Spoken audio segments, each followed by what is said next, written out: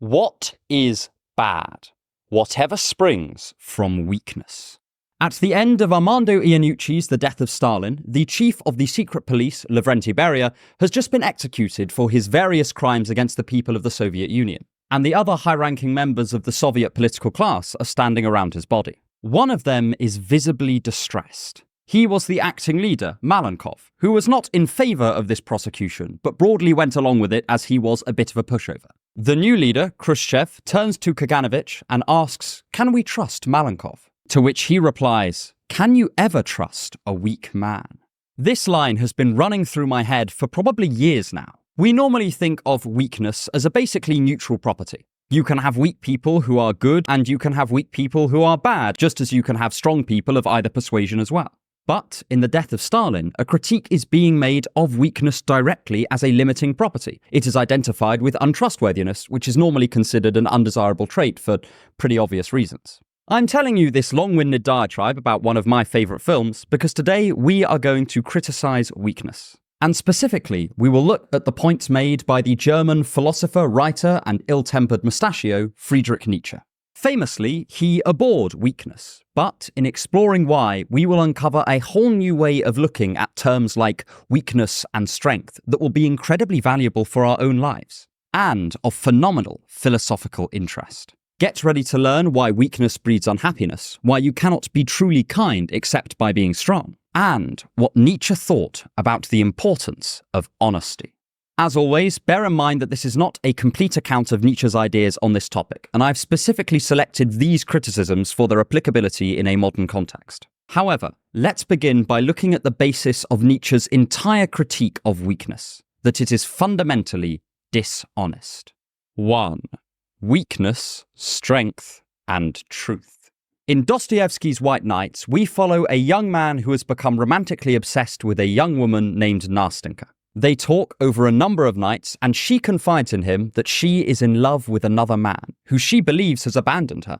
During their time together, Nastenka really grows to care for our narrator, and is on the verge of being with him instead. Yet, at the last minute, her lover returns, and she runs away in the night, leaving our protagonist alone and dejected. When he is reflecting upon this experience, the narrator pretends to have made peace with this, but it is clear that he still feels very strongly for Nastenka. He tells himself that it is all okay because at least she will be happy now, but at some level, he still wants to be with her and is suffering deeply because of it. This story illustrates one way in which Nietzsche uses the term weakness, and also the dishonesty he often thinks comes with it. This critique is probably most prevalent in Thus Spake Zarathustra and Beyond Good and Evil, but you certainly see precursors to it in Nietzsche's earlier works. Here, weakness is loosely used to mean an inability to achieve one's will. Bear this in mind because it is quite different to how Nietzsche will come to use the term weakness elsewhere. This is also probably the most common sense meaning Nietzsche uses for weakness. There is an agent who has a goal, and for whatever reason they are powerless to achieve that goal, therefore they are weak. In itself, Nietzsche does not necessarily have a problem with this. One of the characteristically strong figures in Beyond Good and Evil is Napoleon, and famously, he did not quite achieve his goal of making a glorious and lasting French empire. Instead, the thing that Nietzsche seems to really dislike about weakness here is that it leads to dishonesty. We see this in the narrator from White Nights. At the end of the novel, he is clearly trying to convince himself that he is okay with his situation, which he most definitely is not. Nietzsche views this as a much deeper kind of weakness, and this time it's one he has intense scorn for. Rather than facing up to the harsh reality that his will has been thwarted and dealing with that, the narrator is lying to himself to try to ease the pain. He is escaping into fantasy rather than confronting the cold, hard facts of the situation. He is neither persevering in his attempts to win Nastenka over, nor is he practicing self-overcoming by controlling and consciously changing his will. He is just pretending that he no longer wants Nastenka, rather than genuinely learning to let her go. Or, better yet, fulfilling his desire in other ways, say with a different person. Here we also see another way that Nietzsche uses the term weakness, this time to mean an inability to overcome oneself and thus control or organize one's will. Put a pin in that, as it's going to be very important in the next section. At its extreme end, Nietzsche thinks that these sorts of weaknesses can turn someone bitter and resentful. In his genealogy of morals, he posits that unable to achieve what they actually want, power or acclaim or love or independence, people often decide to demonize those qualities instead. So rather than admit that we have failed, we will say, well, I didn't want that anyway, and then devalue the very thing we previously desired. The example I often use to illustrate this point on the channel is the internet archetype of the nice guy. This is someone who will declare their affection for their beloved, touting all of their good qualities to do so, and insisting that they are not like those other guys, who, of course, they are morally superior to. However, upon being rejected, they lash out, calling the person they previously said they wanted all manner of insults, from saying they are ugly to mocking their weight to casting aspersions upon their sexual morality. Above all, they will lament that their beloved never goes for nice guys like them, but rather assholes. I think this is probably the most familiar modern example of Nietzschean resentful weakness in action. I recently watched an excellent video by YouTuber The Authentic Observer on this very topic. I'll link it in the description, and I really do encourage people to check it out. It's what made me make the link between Nietzsche and weakness and this modern concept of the nice guy. The resentment here runs in two directions. Firstly, having failed to achieve what they ultimately desire, the nice guy demonizes the person they are pursuing. Rather like Aesop's fox, who fails to reach an alluring bunch of grapes and so declares that they must be sour, the nice guy insists that the person they were idolizing only moments before must be defective. It smacks of that dishonesty and self-deception Nietzsche is so critical of. But, additionally, the nice guy also devalues the qualities they think would have brought them success with their beloved. The people who are considered more attractive or confident or otherwise romantically successful are labelled assholes. The nice guy wields morality as his weapon of choice to say, sure, I may have been turned down, but at some level, I am better than the person I would have had to be accepted. This, according to Nietzsche, is just cope, and horribly dishonest cope at that. In fact, this rather strange interaction between the nice guy and the object of their affections is almost a microcosm of what Nietzsche thinks weak people do in groups. Rather than honestly attempt to achieve their goals, they devalue the things that would have fulfilled their wants, while at the same time decrying anyone who does achieve their desires as evil. The reason Nietzsche hates this is because he thinks it encourages those who truly could find fulfillment to weaken their own wills, to blend in with others so as to not incur their wrath and condemnation. But this is just a vicious cycle. Since strength, in the form of being able to attain one's aims, is being demonized, yet there is also no real attempt at overcoming oneself and learning to have perfect control of one's will either, as in the case of Nietzsche's later figure of the ascetic. All this does is create more weak, resentful people, who then repeat the process until we are flattened into a dissatisfying, whinging mass, complaining about how anyone happier than us is immoral. Or at least, that's Nietzsche's theory. You certainly don't have to agree with it.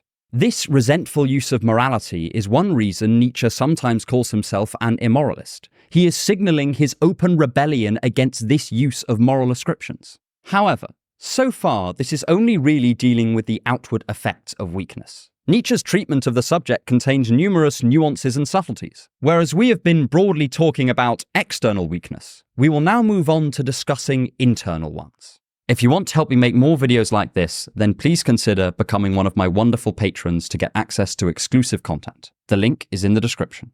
2. Organization and will.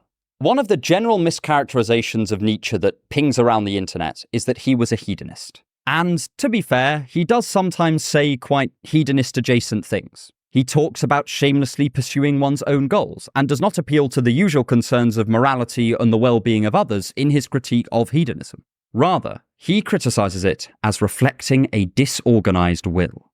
I want to preface this section by saying that what Nietzsche meant by will and his general theory of will is highly disputed. And he often does go back and forth on some of the details, even some of the quite major ones. So this is just my interpretation, and it's probably wrong.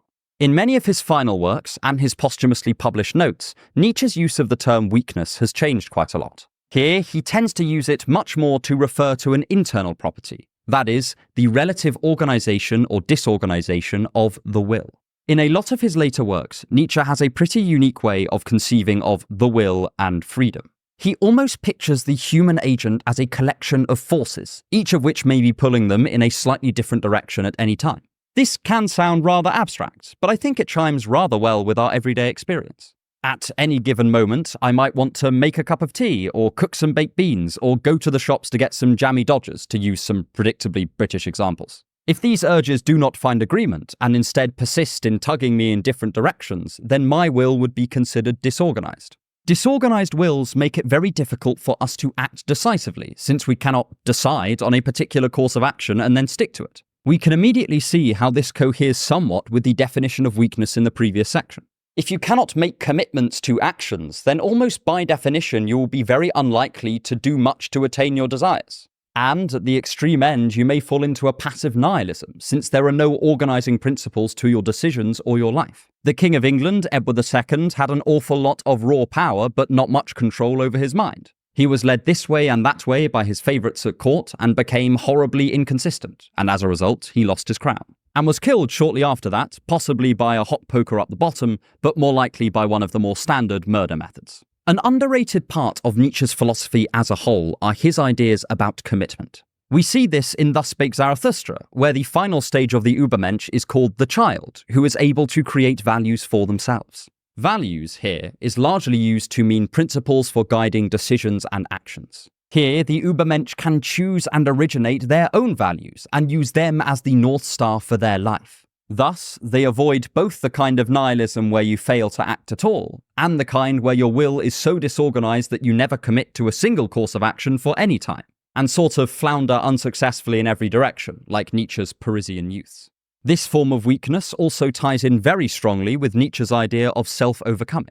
This, again, is a slightly difficult concept to get your head around, since Nietzsche uses the term in a variety of subtly different ways. But, in essence, this is the ability of the will to pull itself together, to collect in a single direction. It is self-overcoming because it is the will exerting force upon itself. Nietzsche here has begun to use terms like power and weakness in a relatively esoteric way. Power is now not just the ability to achieve goals, but to overcome resistance, including internal resistance. So it is the ability to keep the will, or as much of it as possible, fixed on a single path. I sometimes like to think of this as the persistence of intention, or the consistency of the will. To return to the case of Malenkov in The Death of Stalin, he was deemed weak because of his wavering loyalties between different factions in the government. He was easily led, and his will was changed numerous times by different people. In this way, he displayed a very Nietzschean form of weakness. His will could not overcome much resistance, and was not even organized enough to be properly called his. It was just lent out to whoever had spoken to him last. This is also just in the film. I'm not trying to make a point about Russian history. Nietzsche condemns this sort of weakness partly for the same reason the characters in The Death of Stalin do. It means they cannot be trusted, either by other people or by themselves. Their inconstancy means that their word no longer holds very much weight. As is persuasively argued by Byung-Chul Han, trust is used to bridge a gap that opens up due to lack of information or control. We often cannot directly control other people and do not know for certain what they will do. Trust is then how we learn to rely on others despite this. Their words become an important indicator of their future actions, and we begin to believe their commitments. This also benefits the person deemed trustworthy because they are allocated more external power and influence, which Nietzsche thinks all of us secretly desire. In Malenkov's case, he was not deemed an appropriate leader for the Soviet Union because of his unreliability and his weakness. It's a philosophy lesson via political comedy.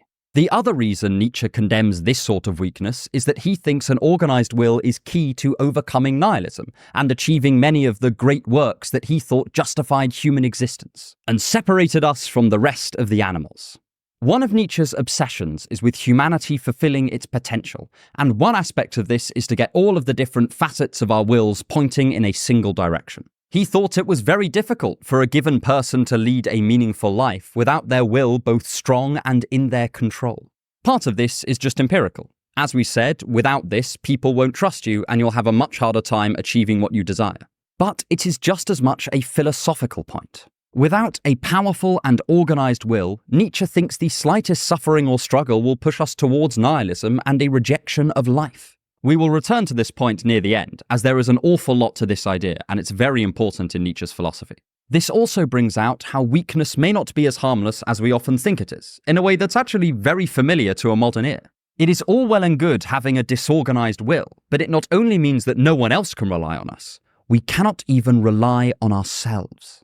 And, continuing upon this theme, we will explore one of Nietzsche's most controversial positions, that human pity is not nearly as innocent as it may seem, and sometimes is disastrously destructive. 3. The dark side of pity. On average, our moral systems are relatively keen on pity. We are told to look after people weaker than ourselves, and the mechanism chosen to do this tends to be pity. And contrary to popular belief, Nietzsche was not actually a fan of going out of your way to be cruel to people who have less power than you.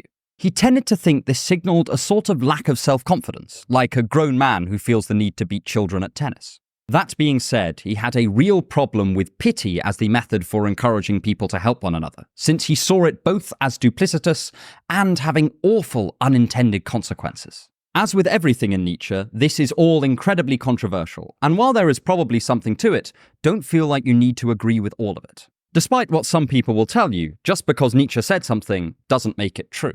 In Nietzsche's picture of human psychology, a primary role is taken by the human wish to accumulate power, either internal power or external power. This will to power, as it's often known, was thought to explain all manner of our behaviors, from aspiring to a high social status, to accumulating wealth, to asceticism and martyrdom. Nietzsche thought these were often aimed at either mastering ourselves or gaining influence over the world and other people.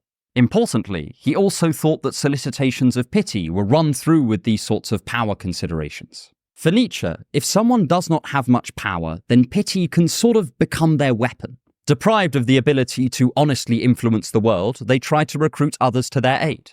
But this is very different to requesting help from a friend or making a deal with a peer.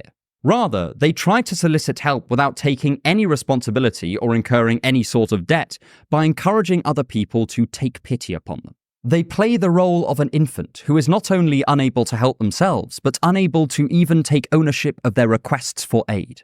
We again see the underlying value that Nietzsche places on honesty. Of course, his full thoughts are more nuanced and subtle. A lot of this is from Thus Spake Zarathustra and the second half of Beyond Good and Evil, if anyone wants to check it out. For Nietzsche, the person seeking pity is a bit like the man in that tweet who kept picking a fight with people bigger than him and then saying, "Oh no, don't hit me, I'm just a small guy, and also it's my birthday, how could you hit me on my birthday?" It's a dishonest tactic to try to manipulate and control the actions of others for personal benefit. So he criticizes pity for two reasons. The first is the aforementioned dishonesty, but the second is that he thinks this is a terrible dynamic for everyone involved. While Nietzsche thinks that getting pity is a reasonably decent short-term strategy for the weak person, he is very skeptical that it will grant them fulfillment in the long term. It is a bit like what he said earlier about people devaluing what they desire when they cannot achieve it. While the pitiful person might be making the best of a bad situation, it is still undeniably a bad situation. On the other hand, he views the show of pity from the more powerful person to be sort of condescending. He draws a distinction between this and magnanimity. Magnanimity is when someone feels so self-assured and powerful that their cup overfloweth, and they are quite happy to help others. Whereas the granting of pity is a much more underhanded move. Nietzsche thinks that the pitier encourages the pitiful person to rely on them, and so implicitly limits the other person's development. Sure, this may be coming from a position of power, but it is still dishonest, and Nietzsche seems to hold anything that even sniffs of dishonesty in real contempt. Again, the malicious aspect of the pitier is probably best illustrated by an analogy. One of the tactics someone in an abusive relationship might use to control their partner is to make them increasingly dependent on them. They might downplay their partner's abilities and insist that they need them or else they would simply not be able to cope. In doing this, they gradually sap their partner's independence. Since their partner is prevented from doing anything for themselves, they too become convinced that they are incompetent. After all, they have no recent evidence to the contrary. Thus, the abuser uses an underhanded tactic to increase their own power and disempower their victim. It seems like we would still have a problem with this dynamic, even if the victim had themselves initially decried how difficult they were finding life and had asked the abuser to take pity on them. We tend to recognize that the healthier thing to do would be to help out, but also gently encourage the partner to take charge of their own life, growing their independent power bit by bit. The abusive situation is a bit like what Nietzsche thinks the pitier gets out of the arrangement. They agree to grant the less powerful person their aid, but it is a loan with a steep rate of interest. Sure, I'll help you, they say, but only because it will cause you to rely on my help, and thus increase my power over you. This is in stark contrast to Nietzsche's new philosophers, which make an appearance in Beyond Good and Evil. Their job is partly to help craft the new values for a future society, but also to encourage people to unlearn the virtue of pity, and instead help all to embrace their own wills to power.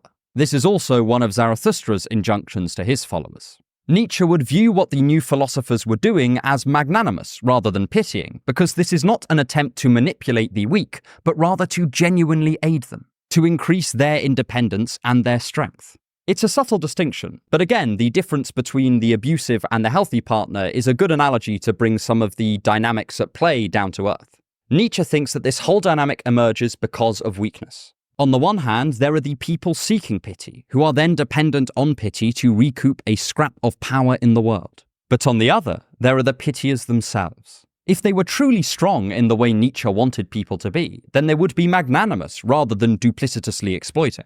This coheres with what he thought was the highest form of power, which was to be so self-assured, independent, and strong that you do not feel the need to assert this on others just to remind yourself that it exists. It is there, you are certain of it, and you are not threatened by the power of others, and may even appreciate their rivalry. Thus, you are much more likely to truly help other people, rather than secretly try to undermine them. Famously, Johann von Goethe was the closest Nietzsche thought anyone had ever come to being an Übermensch, and yet, he led no armies. Instead, he was a unique creative genius who revolutionized Europe with his writings. I partly bring this up to dispel the image many of us may have as Nietzsche as inherently pro-despotism. But lastly, I want to examine the most significant reason Nietzsche hated weakness so much. And it helps illustrate a unique, incredibly interesting vein of his philosophy. 4. Life denial, philosophy, and the origins of ideas. Here's a question we don't normally ask. How should we judge a philosophy of life? A great many will say we judge it on the basis of whether it's true. And Nietzsche is not by any means anti-truth, but he thinks that philosophies about the value of life, or how to live it, cannot be evaluated like this, because we are all biased parties. When we walk around pontificating on how life actually is, we forget that we only ever have access to our own life, and we cannot even take an outside objective view on that. This was part of why Nietzsche turned against pessimism and its associated philosophies. He concluded that making claims about how life is as a whole, as if it can be judged separately from people's individual perceptions of their own lives, was pretty silly. So, if we accept that we cannot rationally or objectively judge life's value, Nietzsche thinks we are presented with a choice. We can either decide to reject life, and so deem it a negative, or we can embrace it and deem it a positive. The trouble with the first path is that it is self-defeating, and the trouble with the second is that it is really unbelievably difficult. This is where we encounter a fascinating aspect of Nietzsche's philosophy, his radical notion of amor fati, or loving your fate. It's an idea that had drifted up from Stoic philosophy, but Nietzsche would push it to its extreme. He wanted to know how we could love and cherish life even when it is horribly unpleasant. This was not just a theoretical exercise for him. Nietzsche was plagued all through his life with a painful chronic illness, which made him bedridden for months at a time. In Ecce Homo, we discover how he learnt to appreciate this state, against all the odds and arguably against rationality.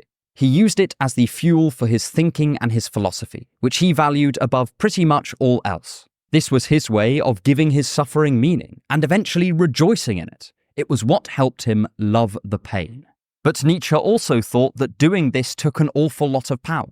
This time he was definitely not talking about external power, but rather the internal self-overcoming kind. This was one reason he ended up deeply admiring Jesus, despite his broad critiques of Christianity. He saw Jesus as someone who displayed an incredible level of self-mastery, anti-resentment, and a touch of amor fati, even as he was being whipped within an inch of his life. Jesus was no conqueror or emperor, but Nietzsche nonetheless considered him incredibly powerful in this crucial way. By contrast, Nietzsche thought that philosophers and thinkers of far weaker dispositions did incredible harm, not just to themselves, but also to the societies they inhabited, and the people of the world at large. This comes out particularly strongly in Twilight of the Idols, where he launches an extended attack on one of philosophy's most venerated figures, Socrates. He criticizes how Socrates reacted to his prosecution and eventual death because of how this made him talk about life. In Plato's Phaedo, Socrates says that for a true philosopher, death is nothing to be afraid of. In fact, it is a release from the indignity of living in a physical form. This rich tradition of philosophy using reason to devalue life was then found in Schopenhauer, who, broadly speaking, described life as an unbearable trial and something we just had to get through before the peace of non-existence. If he were alive today, Nietzsche would have almost certainly criticized antinatalists for the same thing, as they suggested that life was not worth starting because of its inherent suffering. For Nietzsche, these philosophies were both inherently weak and encouraged weakness. They all suggested the same thing, that life was somehow undesirable and robbed of value because of the struggle involved in living. This is the opposite of Nietzsche's desired attitude of amor fati. Rather than a dogged commitment to loving life, it was an intellectual commitment to rejecting it. But so what if a few philosophers want to reject life? Why should we care? Well, Nietzsche thinks that these ideas slowly begin to poison any society they inhabit, and eventually sow the seeds for its collapse. This is what he thought particular strains of Christianity had done in Europe. Whereas he admired Jesus, Nietzsche had a real bone to pick with St. Paul and all of his praise of celibacy and self-denial. He also hated the conception of this life as a precursor to some greater, more important existence in the vast beyond. He saw all of this as encouraging life-denying weakness in wider society. It reassured people that this life did not matter and was far less valuable than the one to come. He saw the denial of our basest and deepest instincts as robbing us of the primal natural urge we had to survive and wrestle with life. In short, he thought that the philosophies made by people he saw as weak also made other people weak. Again, this ties back with what we were saying earlier about resentment and the devaluing of strength. There's a real vein of misery loves company to Nietzsche's philosophy, and he thought anyone who was weak, either internally or externally, would probably encourage others to become so as well. One way this happened was the above-mentioned weaponized morality, but another was teaching people that life was not that valuable in the first place. If life does not matter all that much, then why bother trying to make the most of it? Why should you care about mastering your will, or making your life meaningful, or acting, or even getting out of bed in the morning? Essentially, Nietzsche thought that these philosophies of weakness which did not embrace life would proliferate passive nihilism and unfulfillment wherever they went. He saw them as more properly analogous to diseases than philosophies, and so deserved his unmitigated scorn. And while I don't necessarily agree with Nietzsche wholesale here, for instance, I'm highly critical of his interpretation of Socrates, I do think there is something in his overall point. I live in the UK, if you couldn't tell from my near-parodic accent, and a certain sort of pessimism just hangs in the air here. In my experience, there is a general skepticism about being too enthusiastic about life, or any sort of activity that goes too far against the grain of habit. It is often far more socially respectable to be a pessimist than an optimist, and anyone with a noticeably sunnier disposition is often looked at as if they are stupid or otherwise irredeemably naive. But, beyond any sort of cultural observation, we can see this on a small scale in social circles. It only takes a particularly cynical or pessimistic person to make whole groups feel as if they cannot express a more positive outlook. It is far easier to mock someone who embraces life than someone who rejects it, and this is partly why Nietzsche is so worried about the prevalence of philosophies like pessimism. And according to him, it is all because the pessimist is just not strong enough to bear the unpleasant or unfortunate aspects of life. For him, when they put forward a philosophy of life, they think they are commenting on the world, but they are really only reflecting themselves. And a lot of Nietzsche's criticisms of weakness come down to this. He would not mind it as much if they kept to themselves, but this is broadly not the tendency. Instead, he thinks they venture out into the world, full of resentment and envy, impossible to trust, demanding pity, and insisting that no one should care that much about life itself. For him, they are like the crabs at the bottom of a bucket, refusing to let anyone else climb out. This is why he abhors weakness, because in his view, it is not just unpleasant, not just a shame, but it is terrifyingly dangerous. So how far do you agree with him?